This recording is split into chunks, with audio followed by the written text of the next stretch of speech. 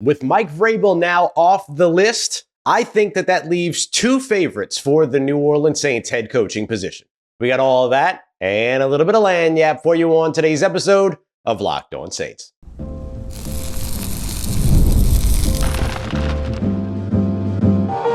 You are Locked On Saints, your daily New Orleans Saints podcast. Part of the Locked On Podcast Network, your team every day.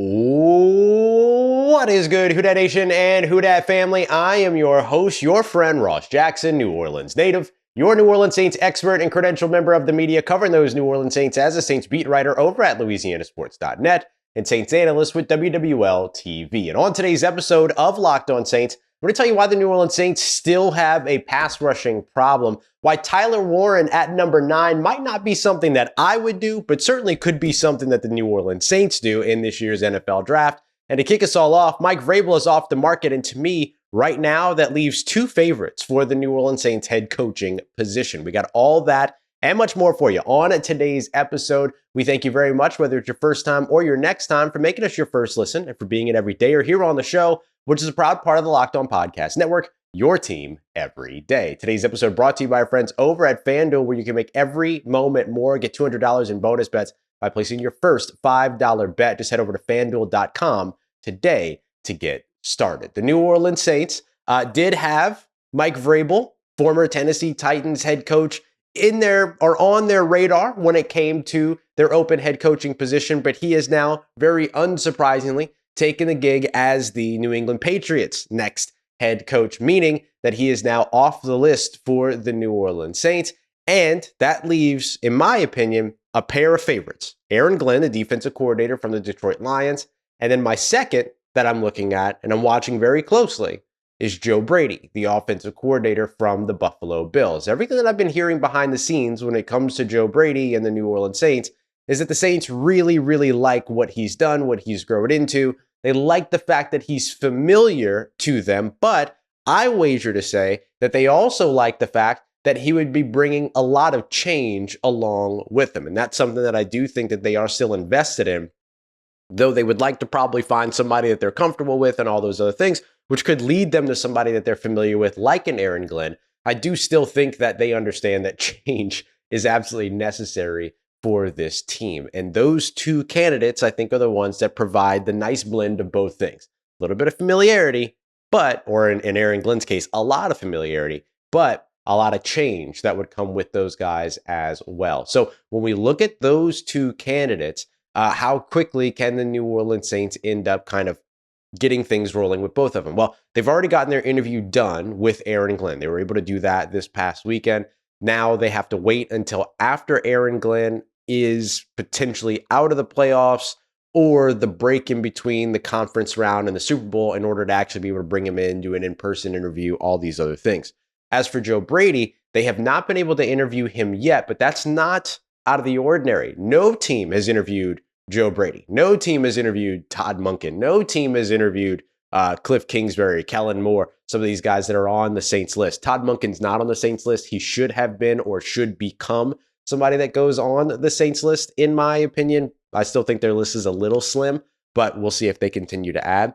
But now that the wild card round is over, here's the opportunity to start meeting with some of these candidates virtually. That's an NFL rule. It's not a New Orleans Saints thing. Everybody's overreacting to, they're doing virtual interviews, blah, blah, blah. They have to.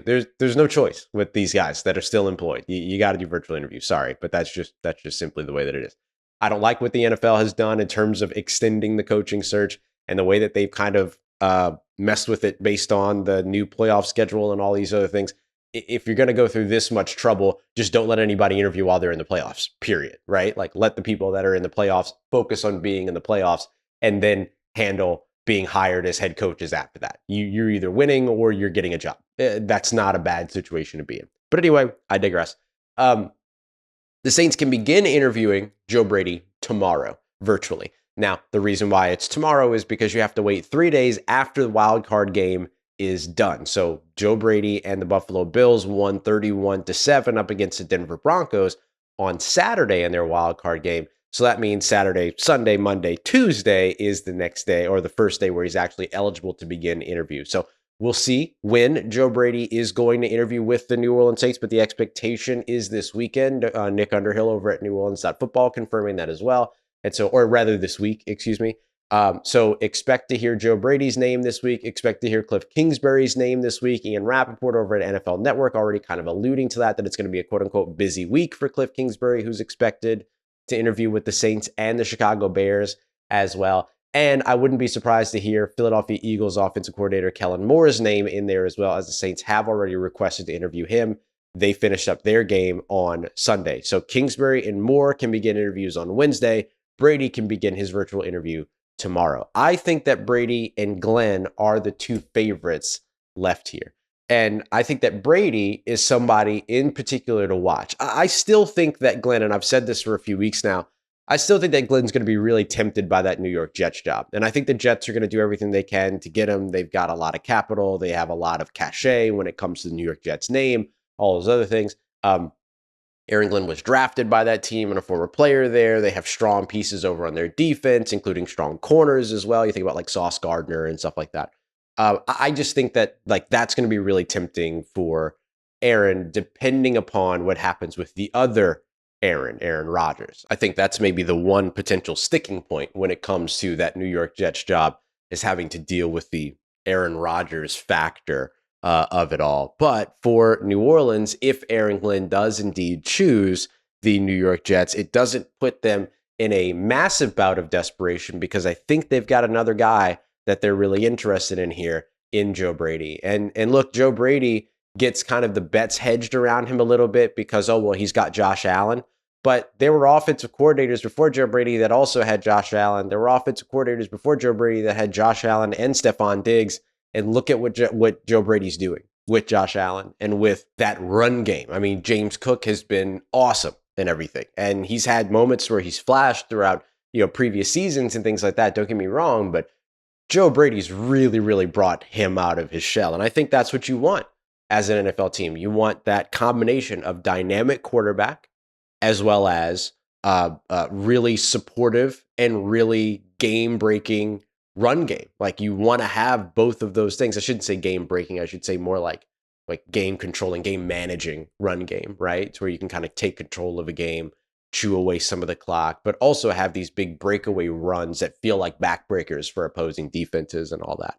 And so I think that Joe Brady represents change in terms of what would come next, because you want to get Joe Brady that dynamic quarterback. You want to make sure you have that explosive run game to support it as well. And you want to make sure that you have that defense that can support all of it too. And much like that Cliff Kingsbury approach, where, you're going to have a defense that's going to be able to practice up against this offense all the time, having that Joe Brady offense is going to help your defense be more prepared to take on some of these more modern day NFL teams. I don't know if you got a chance to watch modern day NFL offenses, I don't know if you got a chance to watch the Washington Commanders and the Tampa Bay Buccaneers game on Sunday night. But one of the things that you learn by watching that game is how important speed on defense is. You watch that Tampa defense and you see how quickly those linebackers are flying from the second level. You see how quickly those interior defensive linemen are winning, whether it's Vita Vea or Kalijah Kancey, a guy that everybody said, oh, he's too small.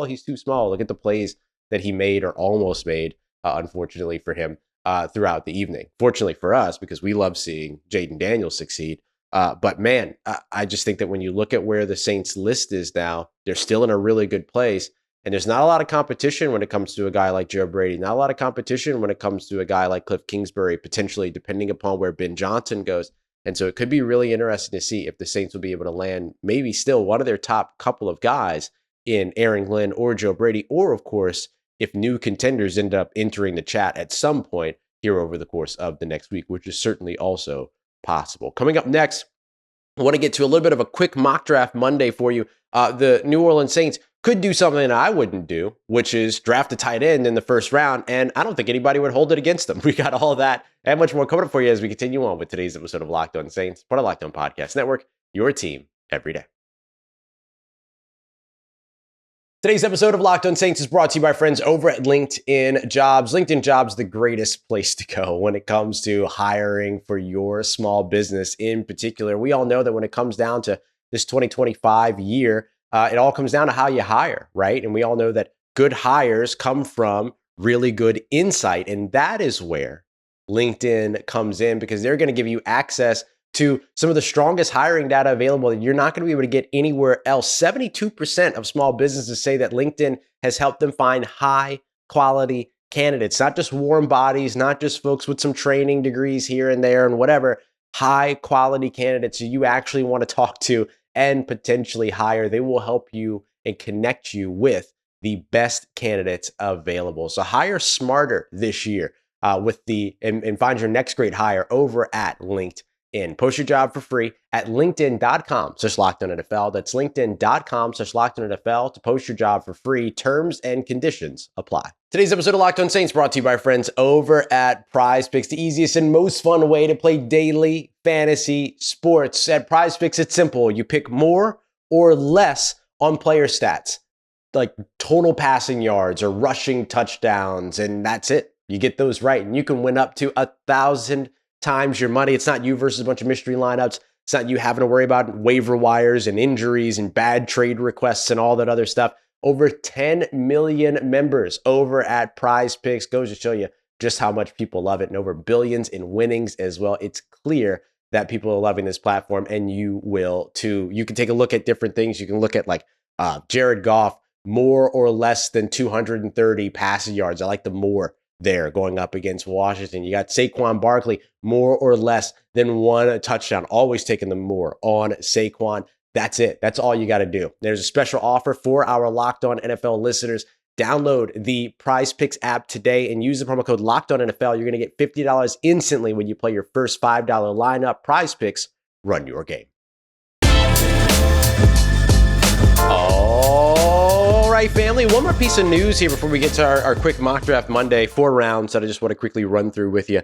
But the Cleveland Browns are indeed interviewing Clint Kubiak this week. It sounds like that was per Mary Kay Abbott from over at a local Cleveland paper and publication, and that's a pretty sizable situation, right? I mean, when you're letting your offensive coordinator go out there and seek a lateral move, it's almost as if you're signaling that, like, yeah, you're looking and willing to revamp your offensive approach, almost like there's an offensive-minded head coach coming in or something like that they're really, really interested in. And so I think you look at having interviews with guys like Joe Brady and Cliff Kingsbury and Kellen Moore, and Clint Kubiak sitting over there going like something very quietly into himself. Hey man, what's going on? And I think that puts him in a situation where it's like, okay, well, there you go. But you can go out there and get a look at other jobs, because we're potentially looking at a new offense that doesn't include you. And that's a tough situation to be in. It's the throes of the NFL.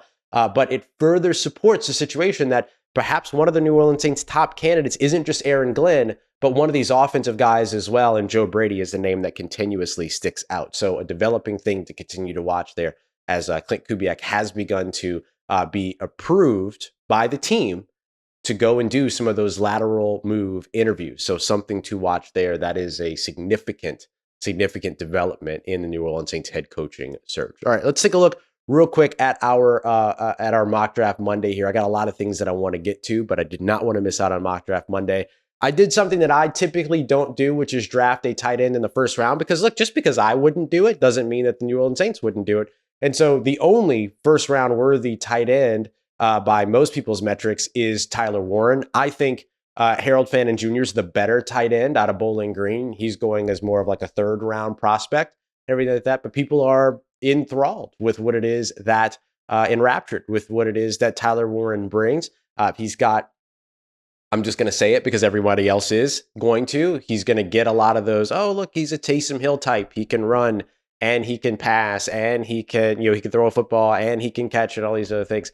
I don't know if that's what you burn a top 10 pick on, is a position that doesn't exist anywhere else when you're also trying to change an offense and all this other stuff. Are you really trying to replicate Taysom Hill and give somebody multiple paths of failure, or are you trying to maximize what it is that he can do as a tight end? I think you're trying to maximize what he can do as a tight end, then fine, but I wouldn't take him at number 9. But in this mock draft, I did, because what I also wanted to show is it doesn't completely put you in a bad situation.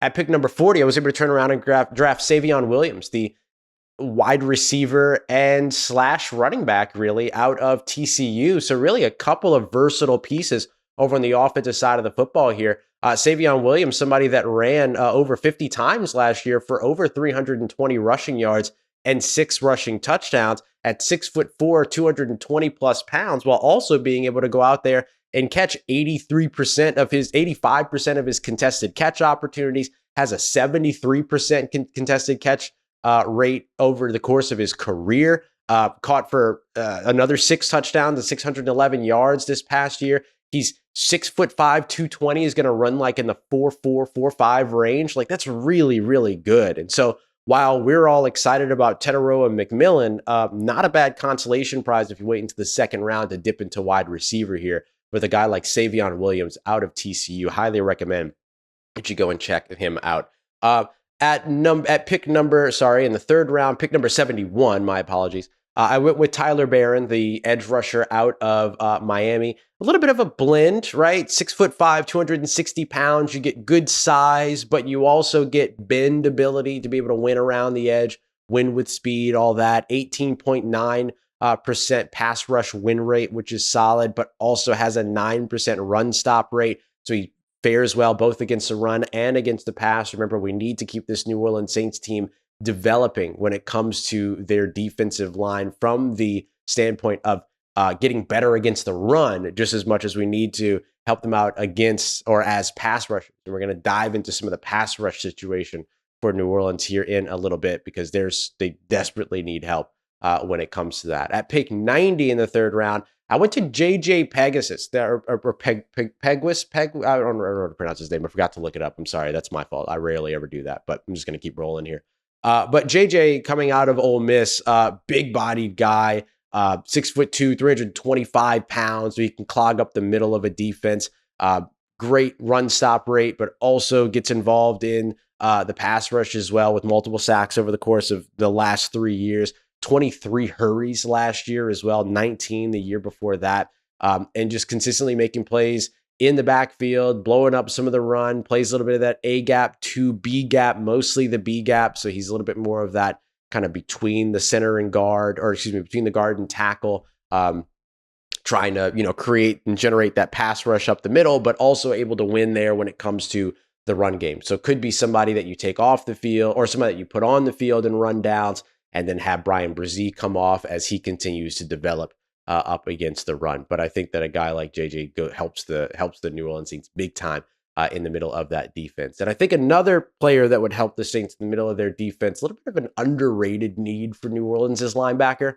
But Jack Kaiser is somebody that I like a lot. 6'2", 231 pounds out of Notre Dame, really highly instinctual player, graduate, playing in his graduate year. So he's got a lot of experience as well. He actually set the Notre Dame record for most games played all time by a single player in a career. And he's now continuing to extend that as Marcus Freeman and the Notre Dame Fighting Irish head to the national championship. But look, he does everything. Average depth of tackles within 5 yards. Excellent. Solid run defender, missed tackle rate of just 4% so far this season, only 4 missed tackles on the year, 24 run stops, gets involved downhill, is somebody that ends up making plays in terms of creating forced incompletions, is allowed only a 66.7 completion percentage, which is really good for a box linebacker, like a traditional stand-up linebacker, but somebody that can key and close and do everything very quickly, process very quickly so you can get downhill and make some of these plays. I think the Saints need a little bit more of that speed, a little bit more of that athleticism, a little bit more of that mental processing in the second level of their defense. I think if you watch the Tampa Bay game up against Washington on Sunday night, it absolutely showed you the value of that, especially against these mobile quarterbacks in the NFL. And then finally, as we wrapped up in round 4, pick 127, I went with Luke Kandra. This is an offensive lineman from Cincinnati, the Bearcats. Didn't allow a sack last year, didn't allow a sack in 2024, allowed 4 sacks in 2023, but no sacks in 2022, and played a lot of games in the midst of all that. Throughout the course of that you're looking at more than 30 games in total.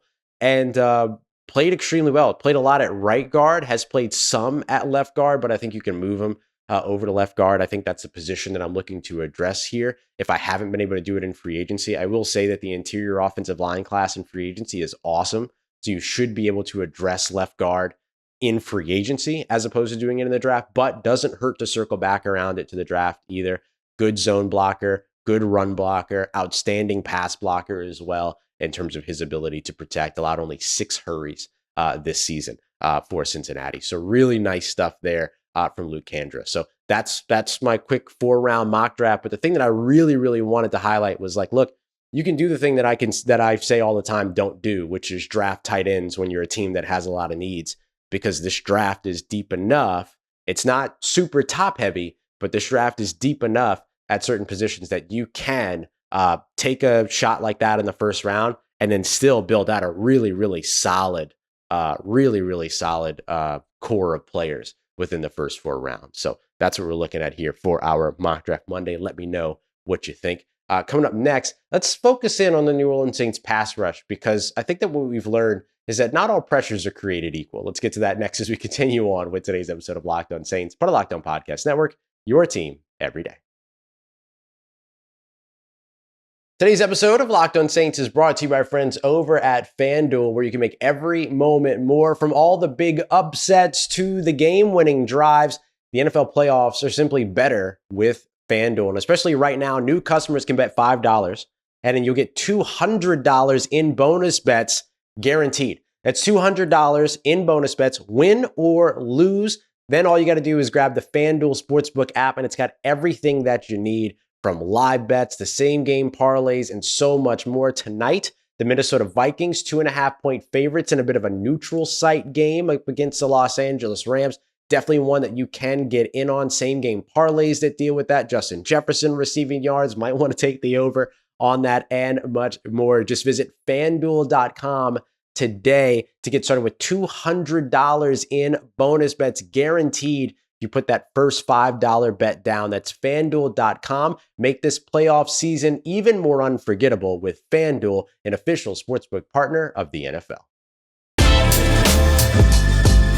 Let's get it, Who Dat Nation. The New Orleans Saints need a lot of help when it comes to their pass rush, and somebody better tell the Indianapolis Colts what they might be getting into as well. I actually want to start there real quick. Another piece of news breaking here this morning as we're recording. The Indianapolis Colts expected to interview former New Orleans Saints head coach, former New Orleans Saints defensive coordinator Dennis Allen for their open defensive coordinator position. Them, the Cincinnati Bengals, the San Francisco 49ers, and of course now the Atlanta Falcons all have open DC positions. The New Orleans Saints do as well. And of course, any team with an open head coach position is probably going to have an open coordinator position or two. So there's some spots where Dennis Allen can potentially get in, but Indianapolis as well as Cincinnati are kind of the two that seem to make the most sense for Coach Allen. I think the thing that we're about to explore, though, is something that the Indianapolis Colts should be taking into taking into consideration. And it's a little bit of an outdated archetype, right? And we've been saying this for some time when it comes to New Orleans Saints defense. And I think that if you watched the Houston Texans game up against the Los Angeles Chargers on Saturday, you got your best example of what the Saints pass rush could look like if they invested in a different archetype of pass rusher. And the reason why I compare the Saints to the Houston Texans here is because the Saints and Texans have actually been intertwined all throughout the season when it comes to the top tandem of pass rushers, i.e. top pair of pass rushers in the NFL. When it comes to pressure getters, right? Houston Texans duo of edge rushers, Will Anderson, as well as Donnell Hunter, have 148. Right behind them, according to Next Gen Stats, are the New Orleans Saints duo of Chase Young and Carl Granderson, 131. So just 17 fewer pressures generated for the New Orleans Saints tandem or duo of pass rushers compared to the Houston Texans tandem or duo of pass rushers. Where's the difference between the two, though? Anderson and Hunter combined for 23 sacks in 2024. Young and Granderson each combined, they combined for 10. Not great, and not the way that you would want things to go when it comes to these players, right? And we say all the time that pressure does matter, right? Pressure forces unforced errors when it comes to, or forces errors rather, from opposing quarterbacks. It gets the clock ticking a little bit more for that quarterback so that they try to force the ball out a little bit faster and everything. But I think beyond the fact that the Saints generate pressure and don't generate sacks is that they don't generate the fear that the quarterback's actually going to get taken down. Every quarterback can come into a New Orleans Saints game that has even the slightest bit of mobility and believe that they might get to you, but that you're more athletic than the pass rushers are. So the pass rushers might be more athletic than the offensive line that's in front of them.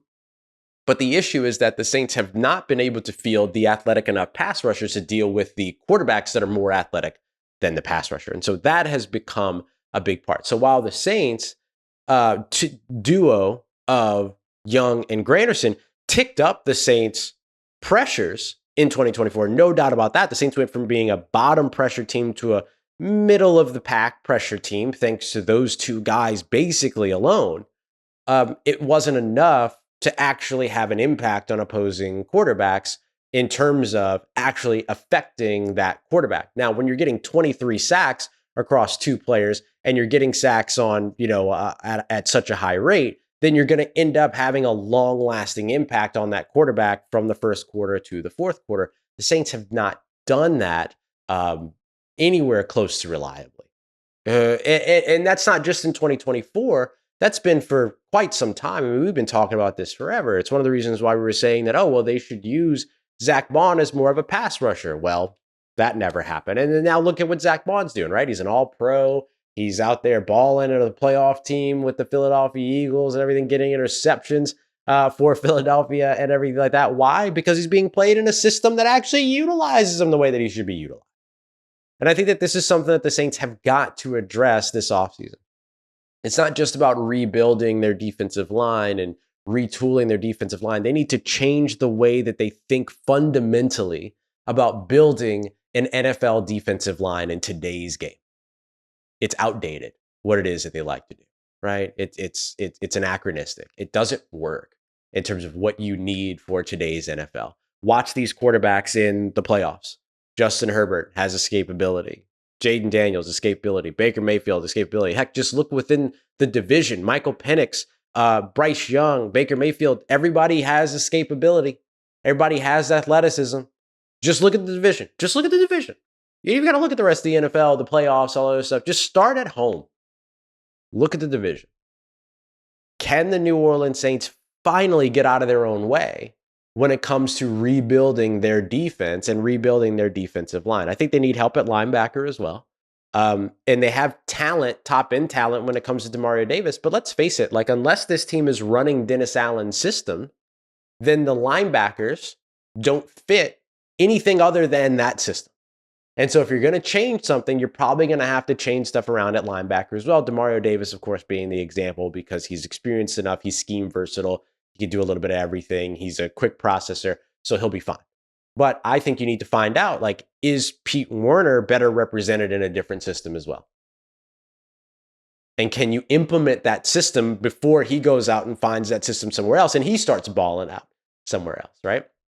The Saints have never proven to be kind of a linebacker factory. They've gotten better with Michael Hodges over the course of the last little bit. But what happens when it's not Dennis Allen's system anymore? Does that change?